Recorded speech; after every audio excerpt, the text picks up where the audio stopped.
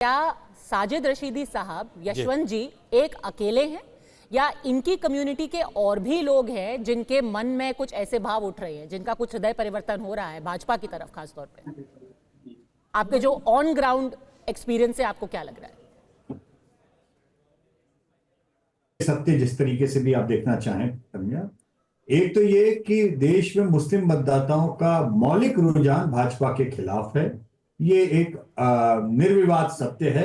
ये पिछले कई दशकों से है और इसमें किसी को कोई कोई मुझे लगता नहीं कि किसी संदेह की गुंजाइश होनी चाहिए।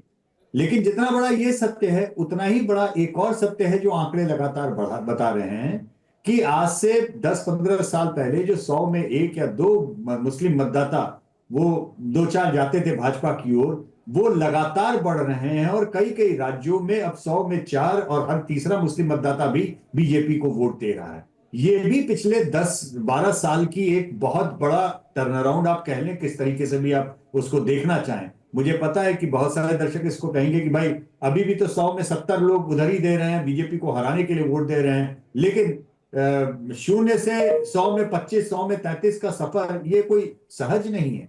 इसका मतलब बहुत साफ है कि माइनॉरिटी वोटर्स ये आज की तारीख में खासतौर पे अर्बन और मिडिल क्लास माइनॉरिटी वोटर ये अपने तरीके से, और एक बात और भी मैं कहना चाहूंगा, लगातार पोस्ट पोल सर्वे में साफ दिखाई दे रहा है कि मुस्लिम मतदाताओं के अंदर भी शिया मतदाता और पसवंदा मुस्लिम्स की एक चॉइस अलग तरीके से, अलग तरीके से दिखाई दे रही।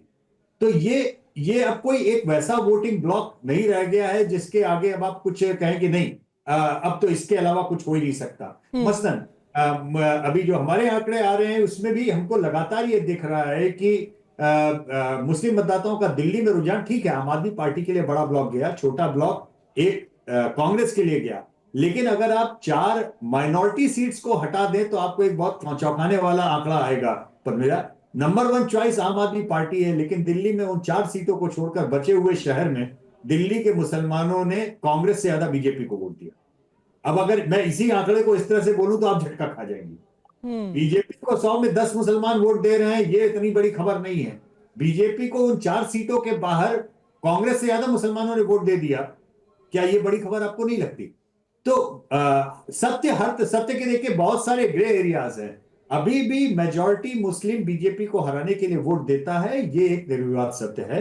लेकिन ये वैसा वन साइडेड अफेयर नहीं रह गया है जो पहले कहा जाता था। अब मुस्लिम समाज के बड़े तबके में अपना वोट, यहां तक कि भाजपा को भी देने का उनका निर्णय, ये अपने आप में क्रिटिकली आ रहा है। ये बहुत बड़ा न्यूज पॉइंट है जो कि यशवंत जी दे रहे हैं कि जो 4 मुस्लिम सीटें जिनको दिल्ली में कहा जाता है, उनके अलावा जो बाकी मुस्लिम बाहुल सीटें हैं वहां पर मुसलमानों ने टॉप पे तो आम आदमी पार्टी को वोट दिया है, लेकिन दूसरे नंबर पे भारतीय जनता पार्टी है।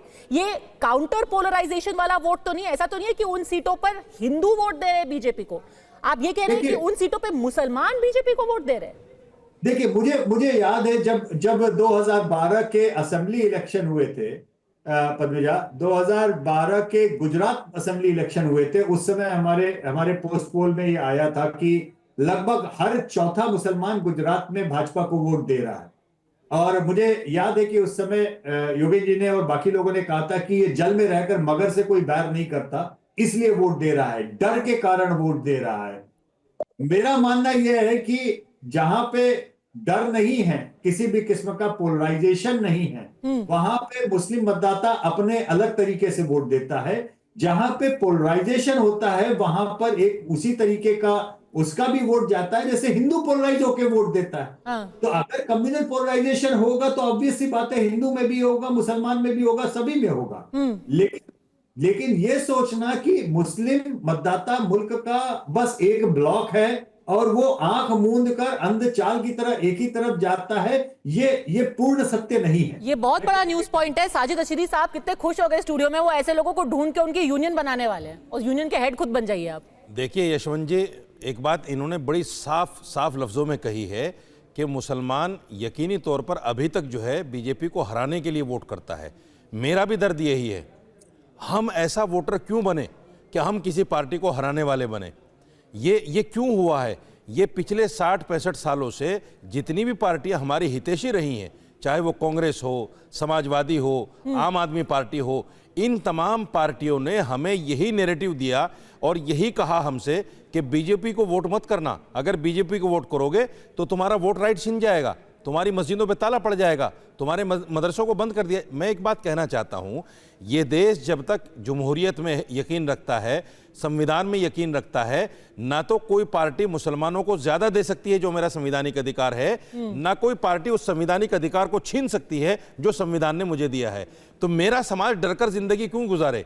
मेरा समाज इन पार्टियों के डर से इनका बंधवा मजदूर क्यों बने, बंधवा वोटर क्यों बने? मैं उसी डर को निकालने के लिए आगे आया हूं। और इसी डर को निकालने के लिए मैंने वोट करके बीजेपी को तमाम लोगों में एक मैसेज देने की कोशिश की है कि डरो नहीं, ये पार्टियां हमारी माई बाप नहीं है। अगर ये हमसे कुछ हमारा भला नहीं कर सकते तो फिर हमें वोट देने की जरूरत नहीं है। अनुराग ढांडा, हमारे लिए विकल्प दूसरे भी हैं।